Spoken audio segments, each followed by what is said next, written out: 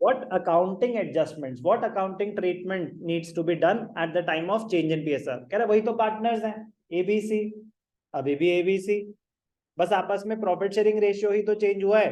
पहले हम 3:2:1 में बांट रहे थे, अब इक्वली बांट रहे हैं। क्या दिक्कत है इसमें? कौन सी बड़ी बात हो गई? चेंज क्या करना पड़ रहा है? कह रहे भाई साहब ओनरशिप रेशियो चेंज हो गया है। 3:2:1 का मतलब 3/6 मेरा था, 50% मेरा था। अब आप इक्वली कर रहे हो, 1/3 कर रहे हो, तो अब तो 33% है मेरा बस। तो मेरी ओनरशिप ड्रास्टिकली रिड्यूस हुई है। ड्रास्टिकली तो छोड़ो, 1% से भी रिड्यूस हुई है, तो चेंज हुई है, ओनरशिप चेंज हुई है, तो कुछ ना कुछ ट्रीटमेंट तो करनी पड़ेगी। नया पार्टनरशिप अग्रीमेंट बनेगा, old partnership agreement will come to an end. तो what accounting adjustment is required? What accounting adjustment is required? Adjustment for change in PSR. तो सबसे पहला क्या होगा? Calculation of new ratio. Calculation of new ratio. Sir calculate क्या करना है? कि अगर गिवन है तो, कि जैसे आपने बोला ओल्ड पार्टनर्स एग्जिस्टिंग एबीसी पहले कर रहे थे इक्वली, अब कर रहे हैं 3:2:1, तो इसमें कैलकुलेट क्या करना है? ये तो गिवन है। अगर गिवन है तो आप फिर इसी में ही सब points, calculation of gaining ratio, calculation of gaining ratio, calculation of sacrificing ratio, कौन कितना गेन कर रहा है, कौन कितना सैक्रिफाइस कर रहा है, वो कैलकुलेट करो। तो step 1 calculation of ratios. New ratio calculate करना पड़ सकता है, गेनिंग रेशियो कैलकुलेट करना पड़ सकता है, सैक्रिफाइसिंग रेशियो कैलकुलेट करना पड़ सकता है। Total gain will always be equal to total sacrifice. अब वो तो ऑब्वियस सी बात नहीं है कि वही लोग हैं, ऐसे थोड़ी ना कि कुछ ड्रेन हो गया। तो अगर कुछ गेन हो रहा है तो कोई पार्टनर सैक्रिफाइस कर रहा होगा। इस पॉइंट में कोई डाउट कि टोटल गेन, अगर आपका शेयर बड़ा है तो एट द सेम टाइम किसी का कम भी हुआ होगा, जितना बड़ा है उतने से ही टोटल कम भी हुआ होगा। तो total gain will always be equal to total sacrifice. Why are we calculating gaining and sacrificing ratios? For the treatment of goodwill, for the treatment of goodwill. Sir वो तो हम ऑलरेडी कर चुके हैं। नहीं, अभी हमने सिर्फ ये सीखा है कि गुडविल कैलकुलेट कैसे होती है। अभी हमने गुडविल वैल्यूएशन सीखा है, ट्रीटमेंट ऑफ गुडविल नहीं सीखा हमने। क्या सीखा हमने? Valuation of goodwill. Goodwill calculate तो हो गई, but accounting point of view से यूज कैसे होगी? Goodwill is the compensation, goodwill is the compensation given by the gaining partner to the sacrificing partner. Goodwill is the compensation given by the gaining partner to the sacrificing partner. Compensation है, कौन दे रहा है? Gaining partner। किसको दे रहा है? Sacrificing partner। उसके लिए हमने कैलकुलेट करा था gaining ratio, sacrificing ratio. Treatment क्या होगी वो तो देखेंगे, but goodwill is the compensation given by the gaining partner to the sacrificing partner. Next होगा treatment of free reserves. Treatment of free reserves, accumulated profits and losses। treatment of reserves, treatment of reserves, वो हम जब reserves में आएंगे तो देखेंगे कि ये free reserves क्या होते हैं। treatment of reserves, accumulated profits and losses, कि at the time of reconstitution अगर हमारे पास general reserve पड़ा है, या workman compensation reserve पड़ा है, या investment fluctuation reserve पड़ा है, या कुछ भी पड़ा है, तो उसका क्या होगा सीखेंगे, देखेंगे क्या होगा। Revaluation, revaluation of assets and liabilities, revaluation of assets and liabilities. Assets and liabilities को रीवैल्यू कर दो। बुक्स में दिखा रखा है आपने मशीनरी 10,000, आज की डेट में इसकी वैल्यू 6,000 ही है, कह रहा चेंज कर दो।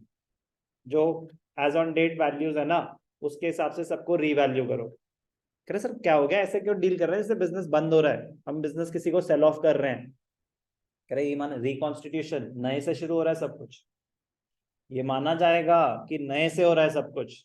पुराना partnership agreement void, it comes to an end. एक नया पार्टनरशिप एग्रीमेंट बन रहा है, आप बिजनेस नए से शुरू कर रहे हैं, पुराने रिजर्व्स बांट दो, नए बनाएंगे। कोई पुराने लॉसेस हैं, राइट ऑफ कर दो। एसेट्स एंड लायबिलिटीज की वैल्यू चेंज हो रही है तो चेंज करो। अगर किसी एसेट की वैल्यू बढ़ गई है तो बढ़ी हुई वैल्यू दिखाओ, कम हो गई है तो कम करके दिखाओ। क्यों कर रहे हैं ये सब? क्योंकि आगे जाके आपका प्रॉफिट शेयरिंग रेशियो चेंज हो जाएगा। तो अगर आपका पहले से कोई रिजर्व पड़ा हुआ है, रिजर्व कहां से क्रिएट होते हैं? आपके प्रॉफिट्स में से ही रिजर्व क्रिएट होते हैं। प्रॉफिट्स ना बांट के हमने डिसाइड करा कि चलो कुछ रिजर्व में डाल देते हैं, जरूरत पड़ेगी वहां यूज करेंगे, जरूरत पड़ेगी वहां यूज कर लेंगे। फॉर एग्जाम्पल 50,000 का रिजर्व, 60,000 का रिजर्व था। कितने का था? 60,000 का रिजर्व था। हमने आपस में प्रॉफिट्स ना बांट के रिजर्व क्रिएट कर दिया। अगर हमारा आपस में प्रॉफिट शेयरिंग रेशियो था 3:2:1, रिजर्व ना क्रिएट करते, प्रॉफिट्स आपस में बांट लेते, तो मुझे मिलते 30, आपको मिलते 20, आपको मिलते 10।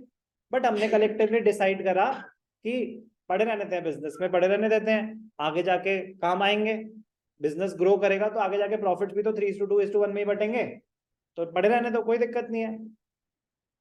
बट लेकिन अब अग्रीमेंट चेंज हो गया, अब हमने डिसाइड करा है कि इक्वली बांटेंगे। अब जो उसका बेनिफिट होगा, अब अगर बाई चांस रिजर्व बांट लिया हमने रेशियो चेंज होने के बाद, तो नए रेशियो में होगा जो भी होगा 20-20-20। जबकि वो रिजर्व हमने कमाए कब थे? जो प्रॉफिट्स कॉम्प्रोमाइज करे थे कि मत बांटो पड़े रहने दो, तो वो प्रॉफिट्स कमाए कब थे? प्रॉफिट शेयरिंग रेशियो चेंज होने से पहले या चेंज होने के बाद? वो तो पहले कमा लिए थे, वो तो पहले कमा लिए थे। तो अगर तभी प्रॉफिट डिस्ट्रीब्यूट हो गए होते तो मुझे 30 मिलते, आपको 20 मिलते, आपको 10 मिलते। और अगर हमने नहीं बांटे, चलने दिया और प्रॉफिट शेयरिंग रेशियो चेंज हो गया, तो जिसका रेशियो बढ़ गया उसका तो फायदा हो जाएगा, और जिसका रेशियो कम हो गया उसका तो नुकसान हो जाएगा।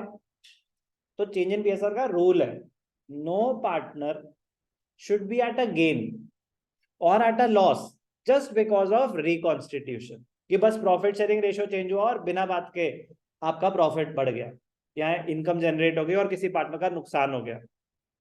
बट सर अगर प्रॉफिट शेयरिंग रेशियो कम हुआ है तो आगे जाके तो नुकसान होगा ही होगा।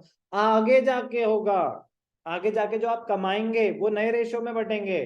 तो भाई साहब आपने वो प्रॉफिट बेचा है अपना, कोई किसी का हेल्प नहीं करी है, तो आपने जो शेयर सैक्रिफाइस करा है उसके लिए आपको ऑलरेडी कॉम्पनसेशन मिल गई है, तो वो शेयर तो आपका परचेज किया गया, you are not at a loss. लेकिन अगर ऐसे कुछ रिजर्व्स पड़े हुए हैं, आपने अगर किसी का शेयर गेन करा है तो उसने तो शेयर परचेज करा है ना, उसने गुडविल की पेमेंट तो कर दी। गुडविल क्या होता है? बेस्ड ऑन फ्यूचर प्रॉफिट्स, तो वो तो उसने परचेज करे हैं, वो तो उसका हक है। बट जो एग्जिस्टिंग रिजर्व्स पड़े हुए हैं वो थोड़ी ना परचेज करे हैं, वो तो वहीं पे बिजनेस में बैठा हुआ था, ये तो फ्री के प्रॉफिट्स हो गए। No partner should be at a gain. ये दोनों चीजें क्यों करी जाती हैं? No partner should be at a gain or loss because of reconstitution, because of reconstitution of firm। ना तो किसी का कोई फायदा होना चाहिए ना कोई नुकसान। करे फिर कोई चेंज ही क्यों करेगा अपना प्रॉफिट शेयरिंग रेशियो? फायदा ही अगर ना हो तो मैं क्यों अपना?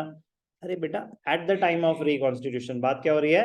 At the time of reconstitution, at the time of reconstitution.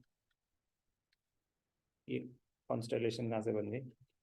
At the time of reconstitution, at the time of reconstitution. कह रहे मतलब क्या है इसका? मतलब कि अगर आप शेयर परचेज कर रहे हो तो वो तो आगे जाके जो कमाओगे फ्यूचर में वो नए प्रॉफिट्स में बटेंगे, उसमें कोई डाउट नहीं है। फिर तो सर फायदा हो गया ना, देखो जिसने शेयर एक्वायर करे तो उसके उसने पैसे दिए, पेमेंट करी है गुडविल के फॉर्म में, उसने परचेज करे हैं, तो कोई फायदा नहीं कोई नुकसान नहीं, कोई फायदा नहीं कोई नुकसान नहीं, वो तो आपने शेयर परचेज करा है। बट अगर कोई पुराने रिजर्व्स पड़े हुए हैं, आपका रेशियो बढ़ गया, अब आपको ज्यादा मिलेंगे, तो ये तो फ्री का फायदा हुआ ना, ये तो फ्री का बेनिफिट हुआ। कह रहे ये हम नहीं होने देंगे, ये हमसे सहन नहीं होगा। तो रिजर्व्स को बांट दो ओल्ड रेशियो में, लॉसेस को बेयर करो ओल्ड रेशियो में। ऐसी अगर रीवैल्यूएशन हुआ, एसेट्स की वैल्यू बढ़ गई तो प्रॉफिट हुआ है, बांट दो ओल्ड रेशियो में। लॉस हुआ है, बेयर करो ओल्ड रेशियो में, सो दैट नो पार्टनर, तो उन्हीं का था ना, ओल्ड पार्टनर्स का ही था, जो भी है ओल्ड रेशियो में चीजों को एडजस्ट कर दिया जाए। What adjustments take place at the time of change in PSR? Calculation of ratio, treatment of goodwill, treatment of reserves, revaluation of assets and liabilities, and lastly, adjustment of capital. Adjustment of capital. उसमें तो हम आएंगे last. Adjustment of capital. अब एक एक करके हम understand करेंगे कि क्या एडजस्टमेंट्स हैं। तो ये सब आपको बता दिया, determination, accounting, reserves, revaluation. So these problems, these adjustments take place at the time of reconstitution.